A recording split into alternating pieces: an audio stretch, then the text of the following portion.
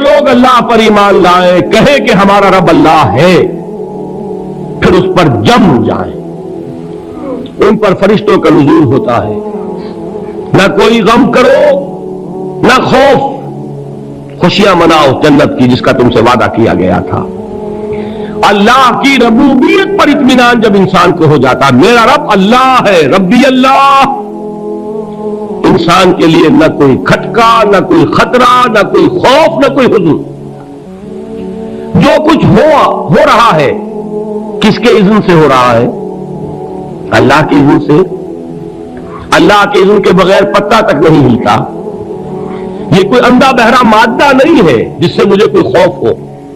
اندھا بھینسا چلا رہا ہو اس سے تو ڈرنے کا ہر انسان کو ڈرنا چاہیے، نہ معلوم کس کو ٹکر مار دے، لیکن نہیں، اس کائنات کو چلانے والا ایک سمیع و بصیر خدا ہے، وہ جو میرا دوست ہے، میرا ولی ہے۔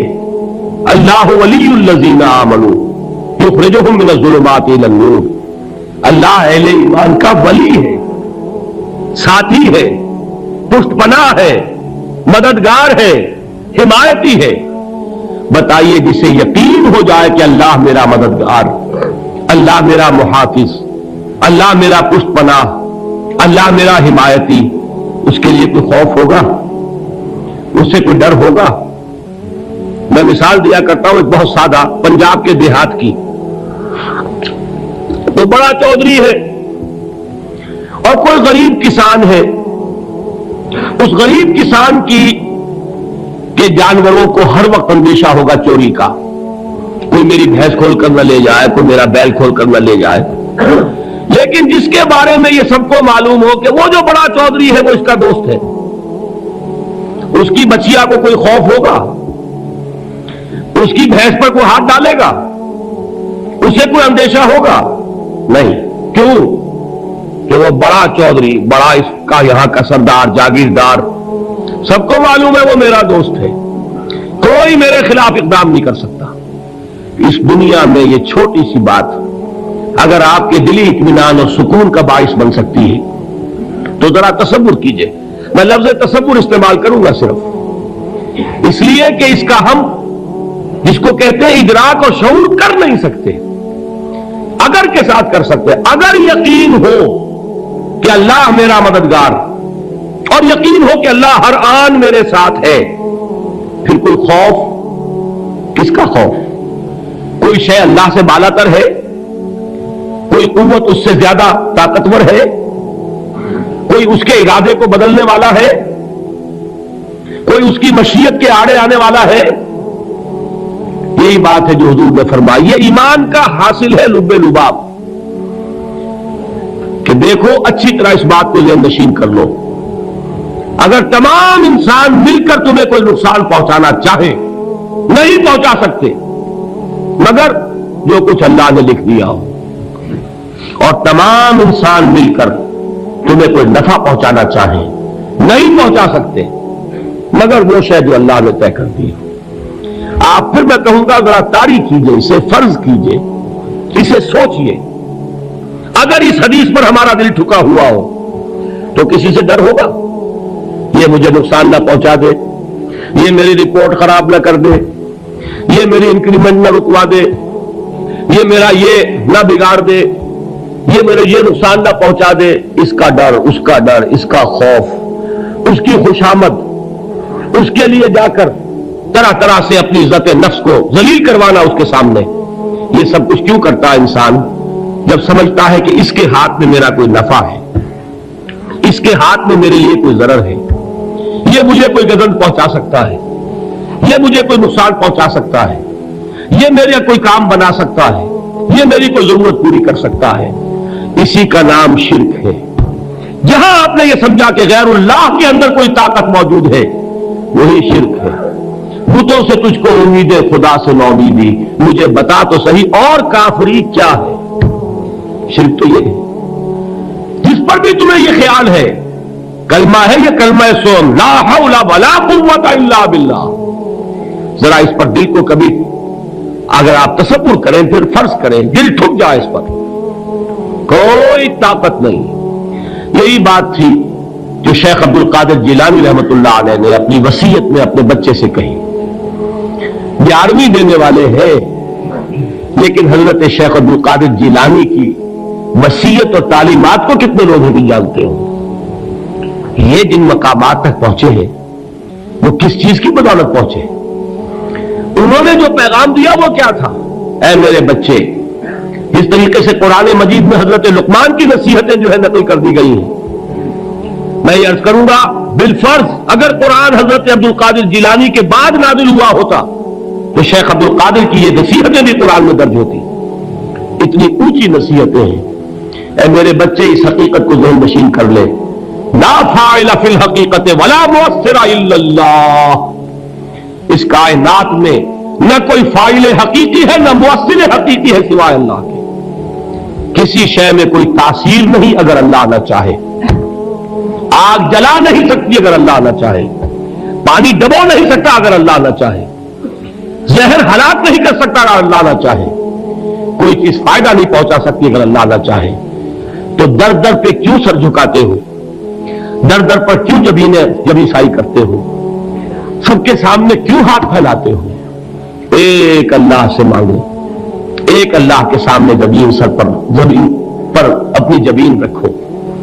لا فاعل فی الحقیقت ولا مؤثر الا اللہ. نظر آتا ہے ہمیں کہ پانی پیاس بجھا دیتا ہے. پیاس بجھانے کی صلاحیت پانی میں نہیں ہے، اللہ کے اذن سے. کھانا بھوک مٹا دیتا ہے. بھوک مٹانے کی صلاحیت کھانے میں نہیں ہے، اذن رب میں ہے. دیکھیے یہی یقین تھا. حضرت موسیٰ علیہ السلام کا واقعہ یاد کیجئے. سامنے سمندر آ گیا ہے. قوم دیکھتی ہے پیچھے کہ گرد و غبار کا طوفان ہے. معلوم ہوا کہ فرعون اپنے لشکر سمیت آ گیا ہے. لشکر جب چلتا تھا تیز رفتاری کے ساتھ تو گرد و غبار کا جو طوفان اٹھتا تھا اس کا تصور کیجیے. اور لمحہ بلمحہ وہ قریب آ رہا ہے. پوری قوم نے کیا کہا؟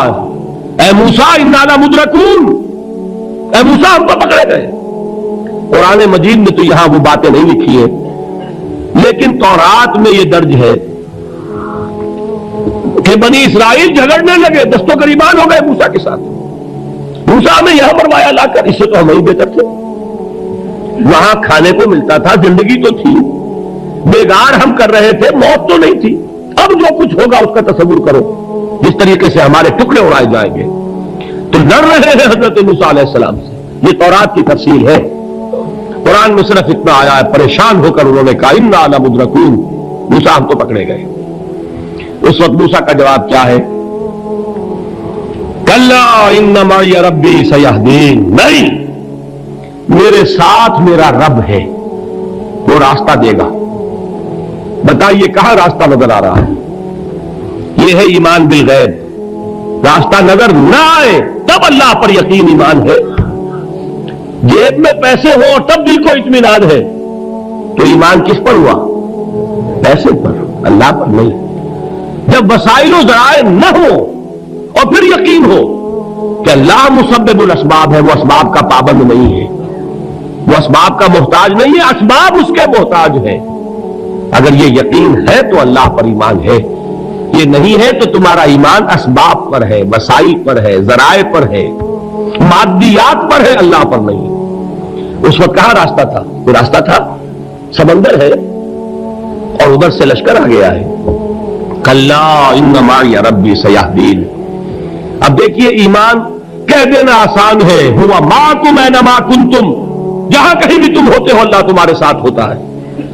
لیکن اس کا یقین قائم ہو جائے تو زمین و آسمان کا فرق واقع ہو جائے. یہی بات ہوئی حضور کے ساتھ. غار ہے، چھپے ہوئے ہیں محمد رسول اللہ اور آپ کے وہ یار غار ابو بکر صدیق رضی اللہ تعالی عنہ. اقبال نے حضرت ابو بکر کی شان میں چند اشعار کہے صرف، لیکن واقعہ یہ ہے کہ بھاری بھاری نظموں پر اور قصیدوں پر بھاری ہے. طویل ترین نظمیں اور قصیدے ہوں ان پر بھاری ہے. ہمت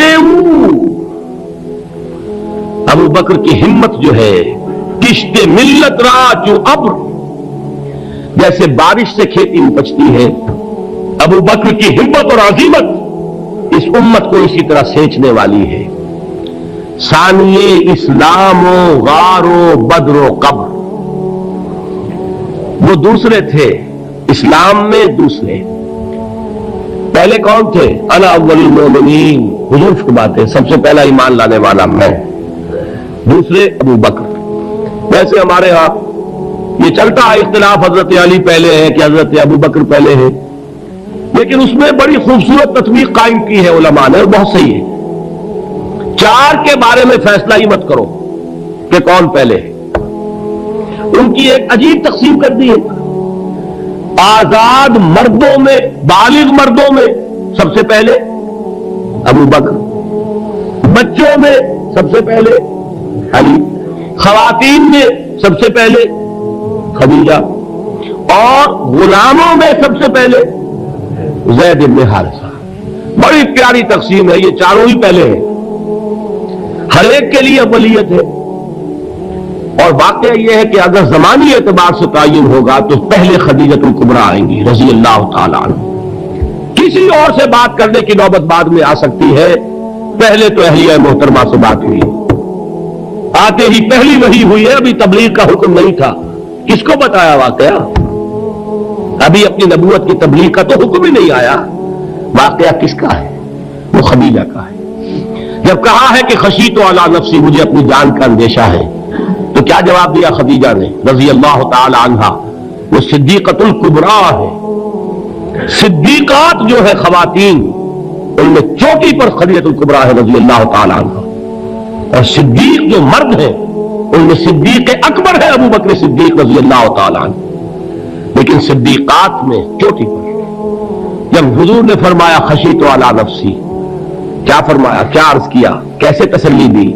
نہیں نہیں، اللہ آپ کو ضائع نہیں کرے گا، آپ غریبوں کے ہمدرد ہیں، آپ مساکین کے تکالیف رفع کرنے والے ہیں، آپ بیواؤں کی سرپرستی کرتے ہیں، آپ مسافروں کی خدمت کرتے ہیں، اللہ آپ کو ضائع نہیں کرے گا۔ یہ یقین ہے اس خاتون کے اندر۔ خیر وہ ایک علیحدہ بات ہو جائے گی۔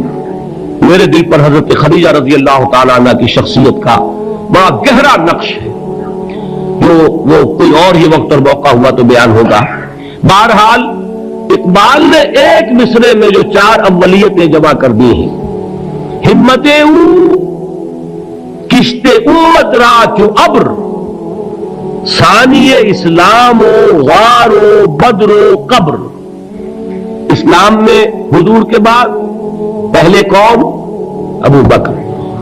غار میں حضور کے ساتھ کون؟ ابو بکر۔ بدر کی رات اللہ کا رسول سر بسجود، وہ گھاس پھوس کی جو جھوپڑی بنائی گئی تھی، اور وہاں تلوار ننگی لے کر پہرا دینے والا کون؟ ابو بکر۔ اور اس حجرہ عائشہ میں محمد کے بعد سب سے پہلے دفن ہونے والا کون؟ ابو بکر رضی اللہ تعالی عنہ صلی اللہ علیہ وسلم۔ وہ جو معاملہ میں سنا رہا تھا غار ثور کا، حضرت ابو بکر بھی حضور کے خیال سے لرز گئے ہیں۔ آپ کو یاد ہوگا کہ جا کر پہلے تمام جتنے سوراخ تھے انہیں بند کیا ہے، ایک سوراخ رہ گیا تھا جس کو بند کرنے کے لیے کوئی کپڑا نہیں تھا، وہاں اپنی ایڑی رکھی ہے، تب کہا ہے حضور سے تشریف لائیے، اور اپنے زانو پر حضور کو لٹایا ہے، اور وہاں کسی موذی جانور نے کاٹا ہے، حضور کی آنکھ لگ گئی تھی، اس وقت اس بل کے اندر جو بھی بچھو ہے کیا ہے واللہ عالم، اس نے کاٹا ہے، اس کی تکلیف کی وجہ سے ابو بکر کی آنکھوں سے آنسو ٹپک گئے، حضور کے چہرے مبارک پر پڑے ہیں، یہ حضور جاگے ہیں، معاملہ کیا ہے؟ ایڑی نہیں ہٹائی وہاں سے، مبادا وہ جانور وہاں سے نکل کر محمد الرسول اللہ کو کوئی گدن پہنچا دے، ابو بکر کی ایڑی ہے، جس طرح چاہے کھا لے، ختم کر دے، جان نکل جائے تب کوئی آنچ آئے، محمد پر تو آئے، لیکن جیتے جی نہیں۔ وہ ہے ابو بکر۔ حضور کے خیال سے اس وقت حضور نے پھر اپنا لعاب دہن لگایا ہے، اور اس سے پھر آپ کی تکلیف ختم ہوئی۔ جیسے خیبر میں حضرت علی کی آنکھ دکھ رہی تھی، اس کو جو شفا حاصل ہوئی وہ بھی حضور کے لعاب دہن سے ہوئی۔ تو بہرحال اس وقت انہوں نے کہا ہے کہ اے نبی یا رسول اللہ، اگر اس وقت ان میں سے کسی نے غیر ارادی طور پر بھی اپنے قدموں کی طرف جھانک لیا تو پکڑے جائیں گے۔ کیا جواب تھا اللہ کے رسول کا؟ لا تحزن ان اللہ معنا، اللہ ہمارے ساتھ ہے، کیوں گھبراتے ہو ابو بکر؟ یہ ہے ایمان باللہ، میرا مالک اللہ، میرا رازق اللہ، میرا محافظ اللہ، میرا مددگار اللہ، میرا پشت پناہ اللہ، میرا دوست اللہ۔ یہ دوستی ہے اللہ کی جو لب لباب ہے، حاصل ہے ایمان کا، اسی کا نام ولایت ہے۔ اولیاء اللہ کے سروں پر سینگ نہیں ہوتے، جس کے دل میں ایمان راسخ ہو چکا ہو وہی اللہ کا ولی ہے، جسے اللہ پر یقین ہو چکا ہے وہی اللہ کا ولی ہے، جسے یقین ہے اللہ میرے ساتھ ہے، میرا مددگار، میرا پشت پناہ، میرا ساتھی، میرا دوست، میرا محبوب، میرا محب۔ اللہ اہل ایمان سے محبت کرتا ہے۔ واللہ یحب الصادقین، ان اللہ یحب الذین یقاتلون فی سبیلہ۔